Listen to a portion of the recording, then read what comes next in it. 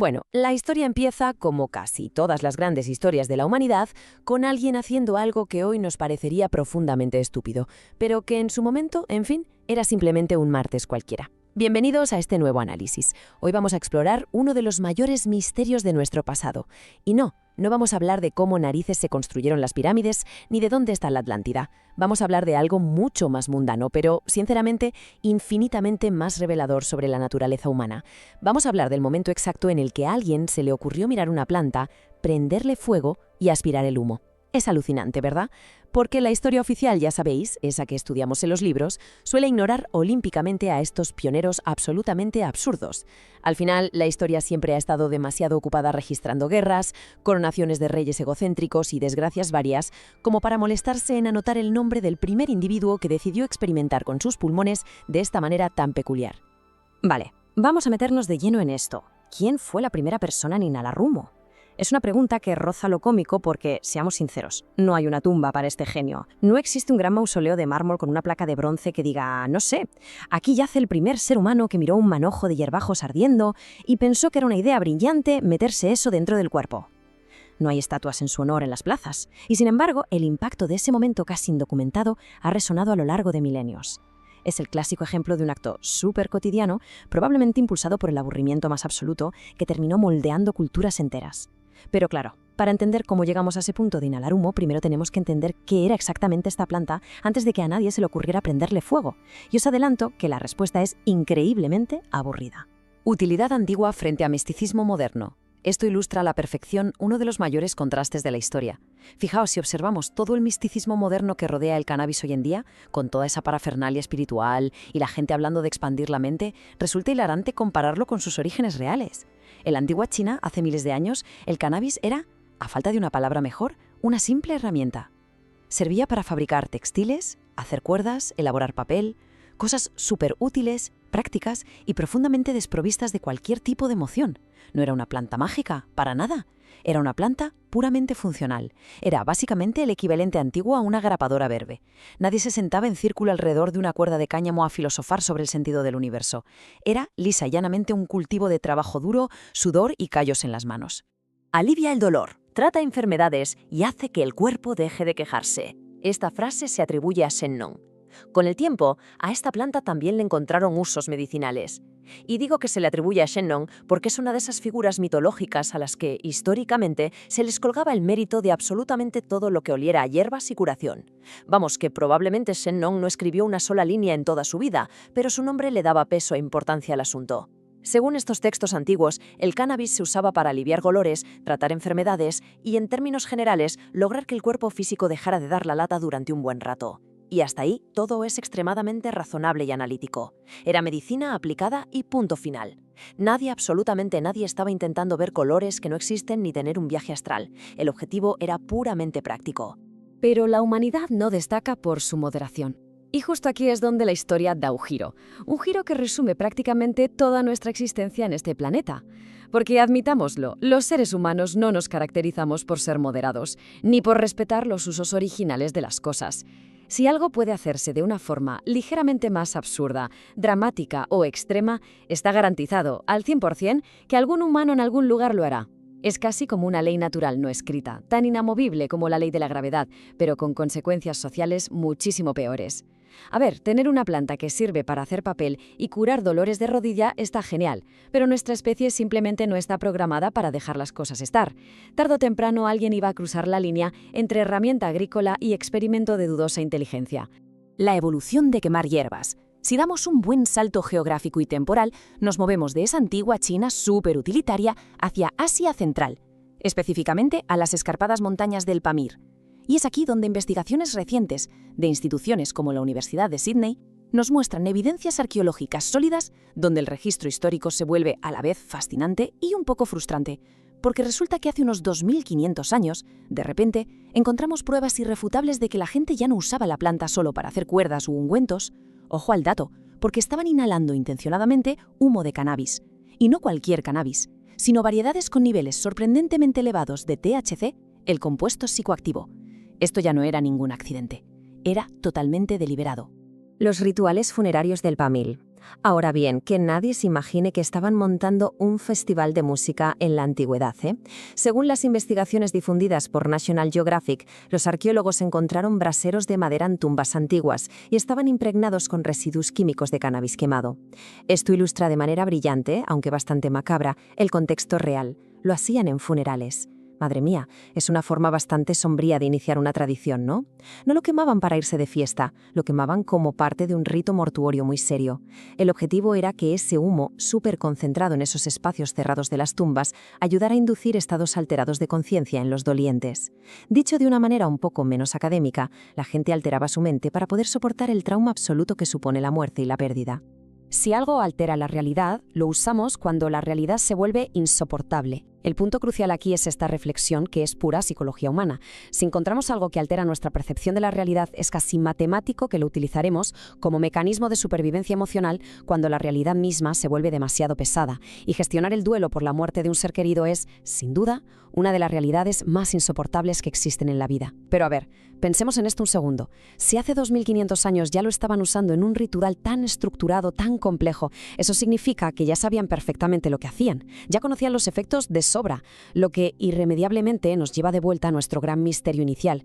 Antes de esos funerales en las montañas del Pamir, tuvo que existir, por pura y simple lógica, una primera vez. Sección 1. Conozcamos a Grog, el pionero prehistórico.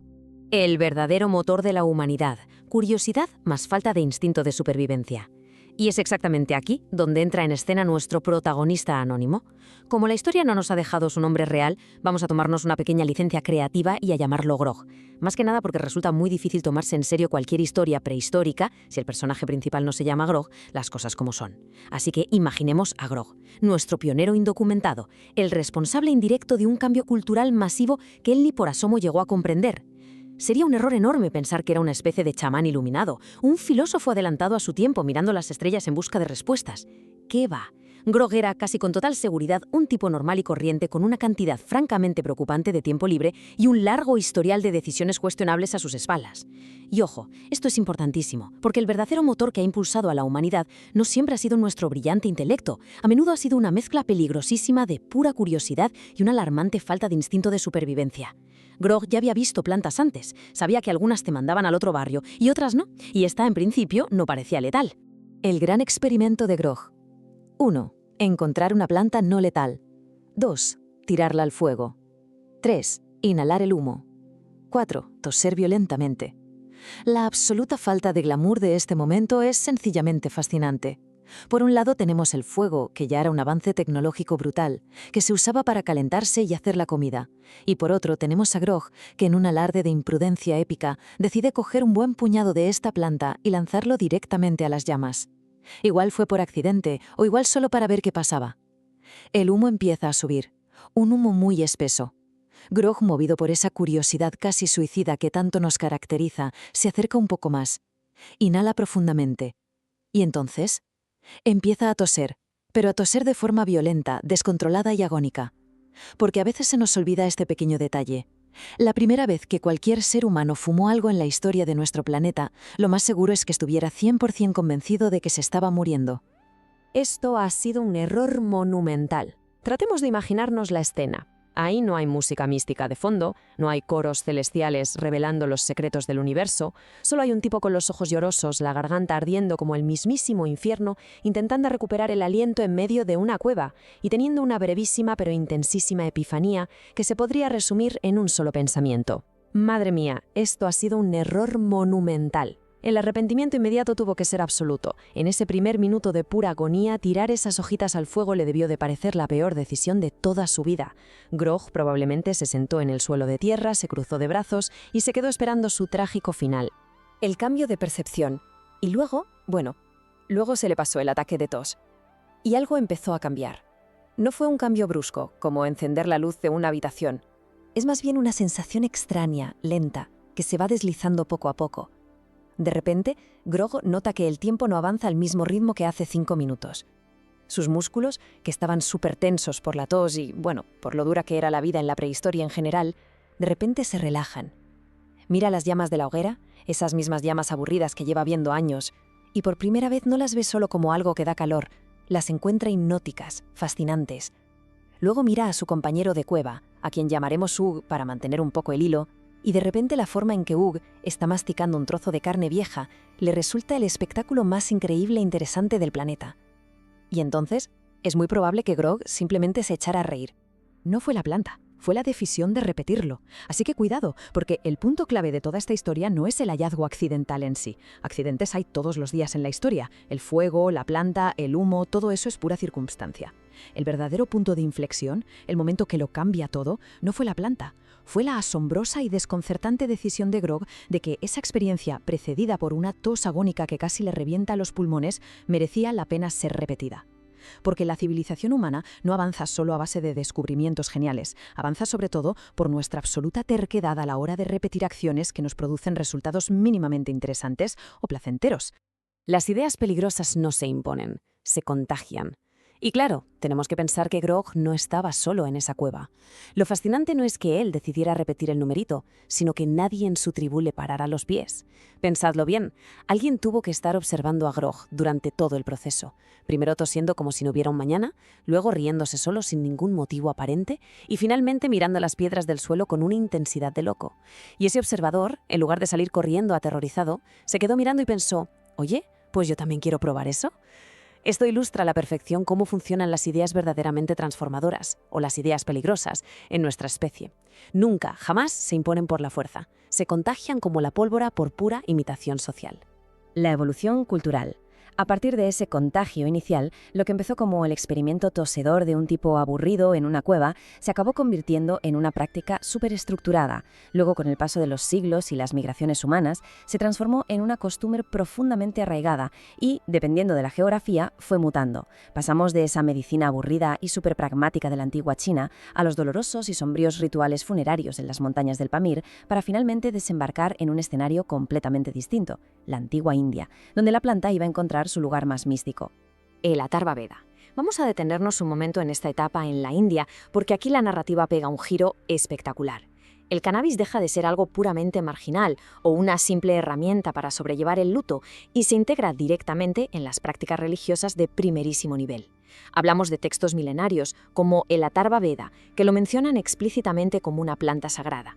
Básicamente, elevaron el uso de esta planta a una experiencia espiritual divina.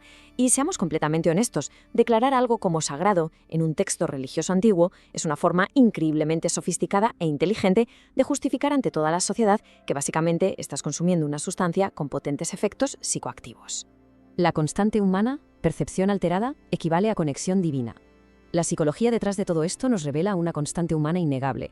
A lo largo de todas las épocas, en absolutamente todas las culturas, cuando encontramos algo que altera nuestra percepción de la realidad de una manera profunda, tarde o temprano alguien, generalmente alguien con mucha autoridad, decide que esa sensación no es solo química. Deciden que tiene que ver con los dioses, que esa alteración es una especie de puente directo, una línea VIP hacia lo trascendental. Y así, de la manera más natural y orgánica que os podáis imaginar, nuestra antigua grapadora verde de China, la humilde planta para hacer cuerdas, se transformó en un vehículo para hablar con la divinidad. Entonces, ¿quién fue la primera persona en fumar marihuana? Bueno, después de recorrer toda esta inmensa evolución cultural, desde las cuerdas chinas hasta los textos sagrados indios, pasando por los braseros de las tumbas del Pamir, llegamos de nuevo a la casilla de salida, a la gran pregunta que encendió este análisis. ¿Quién fue la primera persona? ¿Quién fue nuestro querido y verdadero Grog? ¿Podemos ponerle rostro, fecha o coordenadas exactas a ese épico momento de epifanía pulmonar? No lo sabemos. Y nunca lo sabremos. La respuesta es tan rotunda como, reconozcámoslo, un poco decepcionante. No lo sabemos en absoluto. Ese nombre, ese rostro, ese instante exacto en el tiempo se ha disuelto para siempre en las brumas de la prehistoria. No hay máquina del tiempo que pueda recuperar el segundo exacto en el que una hoja seca tocó las brasas por primera vez. Y aunque a la historia tradicional le pone muy nerviosa dejar estos vacíos en blanco, a veces simplemente tenemos que aceptar que los orígenes de nuestros comportamientos más humanos son pura y simplemente obra de fantasmas anónimos. No fue un accidente aislado. Fue una consecuencia inevitable de cómo somos. Pero ojo, el punto crucial de toda esta historia, y lo que de verdad hace que valga la pena, es que, aunque nos falte el nombre del protagonista, tenemos el contexto completo. Sabemos que distintas culturas, que estaban separadas por montañas infranqueables y miles de kilómetros de distancia, llegaron a conclusiones asombrosamente similares sobre el humo de esta planta, y lo hicieron sin necesidad de enviarse un mensaje para ponerse de acuerdo. Y eso es profundamente revelador. Nos dice a gritos que este descubrimiento no dependió de un único genio irrepetible, ni de un accidente súper afortunado en una cueva aislada. Fue, de hecho, una consecuencia absolutamente inevitable de nuestra propia naturaleza. Es que iba a pasar, tarde o temprano. La condición humana. Somos curiosos, impacientes y bellamente irresponsables. Esta es la verdadera herencia, el verdadero tesoro que nos dejó aquel primer experimento, nuestra propia condición humana. Somos implacablemente curiosos, somos incapaces de dejar una piedra sin levantar o, en este caso, una planta sin quemar. Somos superimpacientes, siempre buscando la vía rápida y fácil para aliviar el dolor, ya sea el dolor físico con esa medicina antigua o el dolor emocional con aquellos rituales de duelo. Y por encima de todo, somos bellamente, gloriosamente irresponsables. Ese es nuestro verdadero legado histórico, muchísimo más que cualquier planta, texto o tradición. Y sí, todo este comportamiento del que hemos hablado, toda esta loquísima evolución desde la herramienta de labranza hasta el ritual sagrado, se puede resumir en la pregunta más poderosa y a la vez la más peligrosa que un ser humano puede formular. ¿Y sí? ¿Y si tiro esto al fuego? ¿Y si lo respiro muy fuerte? ¿Y si hacemos esto cuando alguien se muere? ¿Y si decimos a todo el poblado que esto es un regalo de los dioses? Esa simple pregunta, esas dos pequeñas palabras, definen a la humanidad muchísimo más que los resultados de cualquier experimento súper metódico que hayamos hecho después. Esa es la chispa literal de la civilización y, por supuesto, la fuente inagotable de nuestros errores más espectaculares. La historia no siempre cambia por un plan brillante. Esto nos enseña algo que, la verdad, olvidamos casi siempre que estudiamos el pasado. Nos obsesionamos muchísimo con los grandes estrategas, con los pensadores magistrales y los líderes supervisionarios. Pero la realidad de nuestro día a día es muy diferente. La historia no siempre da un vuelco porque a alguien se le ocurra un plan maestro infalible en una pizarra. Grog no dejó ningún manual de instrucciones escrito en la piedra. No se despertó un martes por la mañana pensando en fundar una tradición milenaria que iba a moldear la religión, la medicina y el ocio del futuro. ¿Qué va? Grog simplemente hizo algo que le pareció una buena idea en el momento y probó suerte. ¿Qué historia monumental será creada hoy por alguien que no tiene nada mejor que hacer? Lo que nos deja con un último pensamiento para llevarnos hoy con nosotros. Si resulta que los cimientos de prácticas milenarias que abarcan continentes y culturas enteras nacieron simplemente de un ancestro anónimo que intentaba combatir el aburrimiento de una tarde con un puñado de hojas y un fuego, bueno, eso nos obliga a mirar a nuestro alrededor hoy mismo. Fijaos en el mundo actual. Con toda nuestra tecnología, los teléfonos y nuestra aparente sofisticación, la naturaleza humana en el fondo sigue siendo exactamente la misma. Así que, ¿qué tradición revolucionaria, qué historia monumental o qué extraño y nuevo ritual se estará creando justo en este preciso instante en algún lugar del mundo, simplemente porque alguien está profundamente aburrido y no tiene nada mejor que hacer? Es sin duda una idea para reflexionar. Hasta el próximo análisis.